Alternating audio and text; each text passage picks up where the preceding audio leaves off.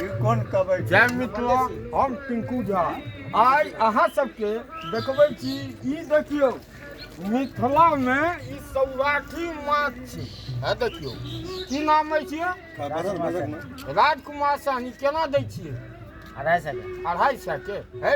एते महंगा अहाँ देखबै आ ई कोन छै यौ 300 के कबई ई कबई माछ देखियौ बहुत दिन के बाद भेटल है कबई माछ लेकिन लस्सा जे निकलैया मरल छै कि जिंदा यौ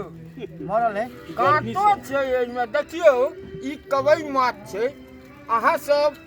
ई माछ ई राजकुमार सहनी आत्मनिर्भर मिथिला में अपन रोजी रोटी कमा कऽ माछ ई देखियौ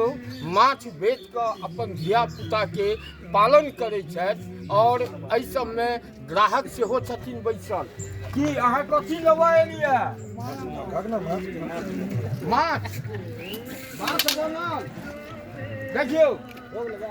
कतेक आदमी छथि रहुओ ने ई कबई लिअ यौ कबई लिअ ठीक नहीं चाहे किछ लेबहो वाला सब छै ता किछ दर्शको छै तत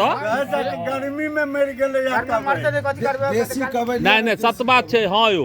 गर्मी से मरते ने मनुख मरि रहल छै आ माछ नहीं मरत लेकिन सबसँ निवेदन अछि एखन जे माछ लेता से मसाला कम खेता सेहो तेल मसाला बिना तेल के माछ नहीं बनल